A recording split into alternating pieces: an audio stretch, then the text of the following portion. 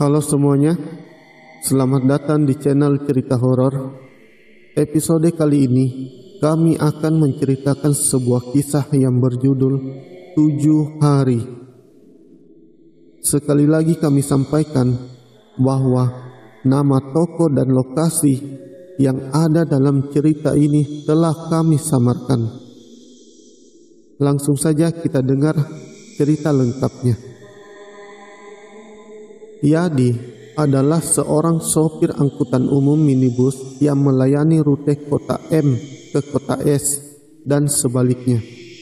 M adalah sebuah kota kecil setingkat kecamatan yang berjarak sekitar 100 km dari kota S. Durasi perjalanannya kurang lebih 5 jam.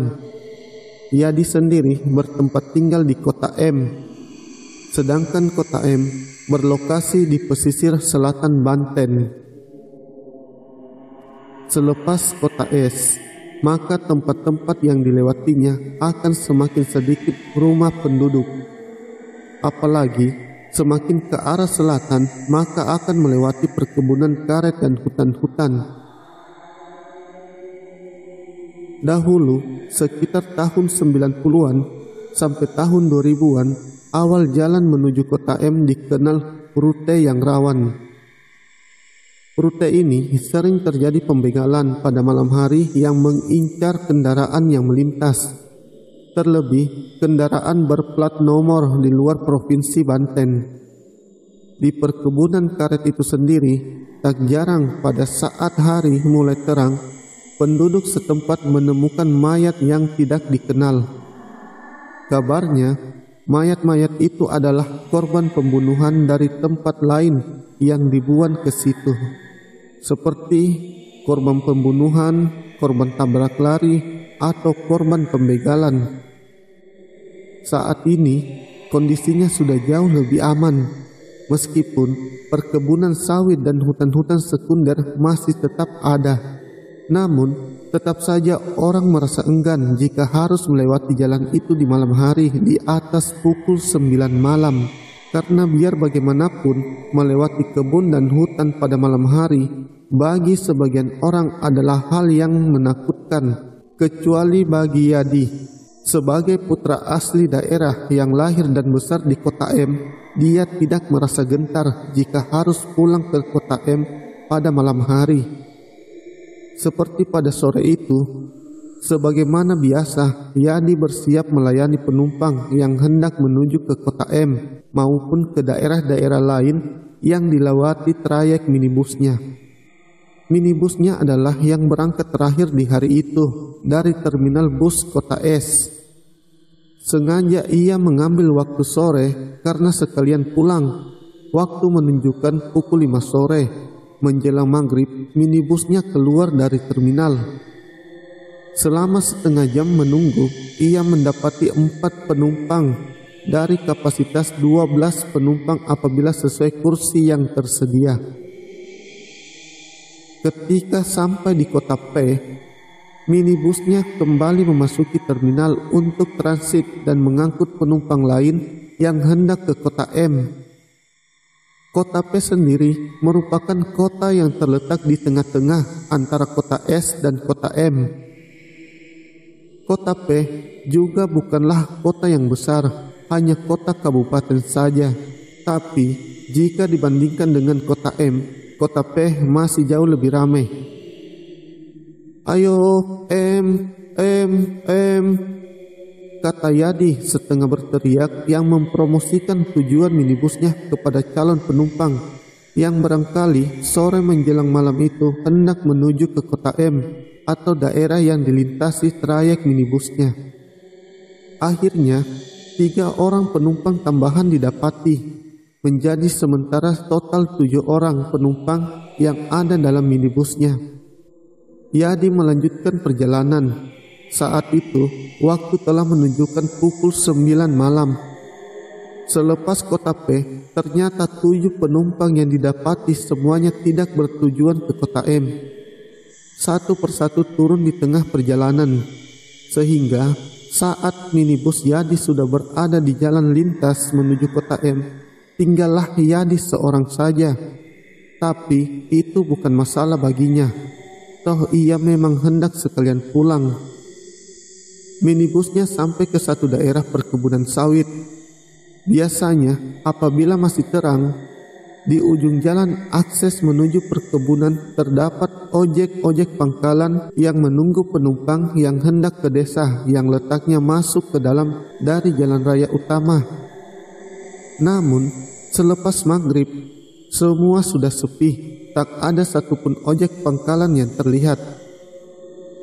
Di tempat itu, Yadi melihat seorang perempuan yang sedang berdiri sendirian. Perempuan itu melambaikan tangannya ke minibus Yadi sebagai tanda ia ingin menaiki bus. Yadi serta-merta menghentikan laju minibusnya. Perempuan itu lalu naik ke minibusnya. Ia duduk di bagian depan bersampingan dengan Yadi. "Mau kemana, Neng?" tanya Yadi berbasa-basi membuka percakapan. "Pulang ke kampung SW, Kang," jawab perempuan itu. "Sendirian aja, Neng?" lanjut Yadi bertanya. "Iya," balas si penumpang. Yadi melihat perut perempuan itu sedikit besar, sedang mengandung rupanya. "Neng udah berapa bulan hamilnya?" tanya Yadi. 7 bulan, Kang," jawab si penumpang lagi. "Kok pergi jam segini? Sendirian aja, mana lagi hamil? Suami si Neng kemana gitu?" "Udah di rumah, Kang," jawab si perempuan dengan nada datar. Yadi selintas berpikir, mungkin penumpangnya ini sedang bermasalah dengan suaminya. Lalu ia memutuskan pulang sendirian ke rumah orang tuanya. Sepanjang perjalanan, penumpang perempuannya itu lebih banyak diam, seolah enggan bercakap.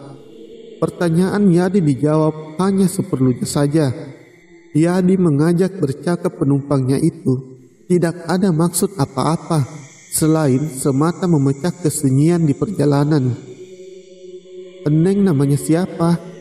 tanya Yadi. "Mina, Kang," jawab si perempuan.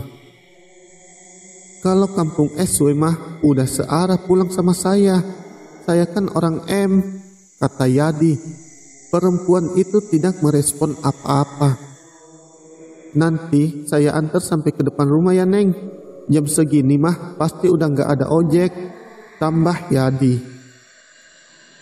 Sampailah minibus itu di daerah SW. Sebagaimana janji Yadi, ia bermaksud hendak mengantar penumpangnya itu sampai depan rumah.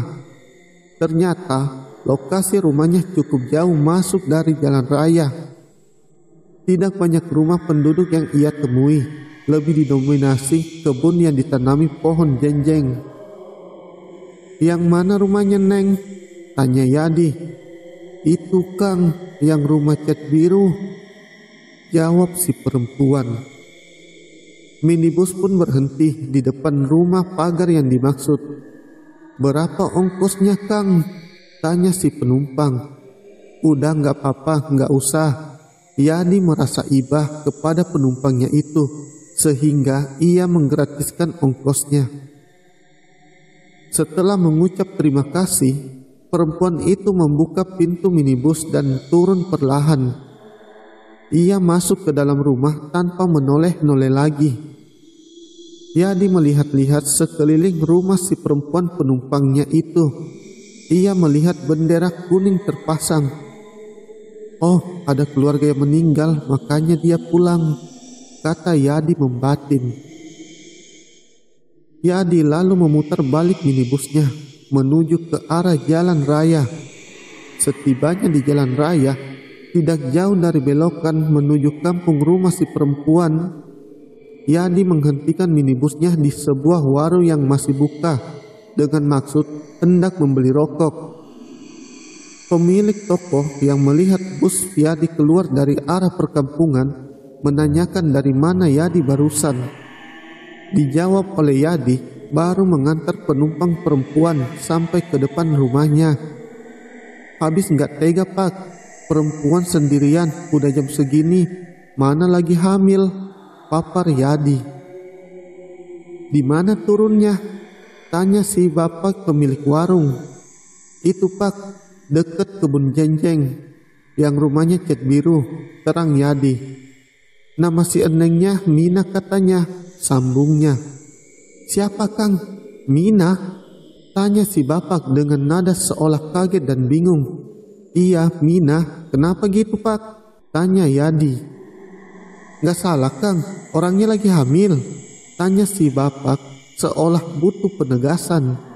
"Iya, kan saya sudah bilang juga lagi hamil tadi," terang Yadi.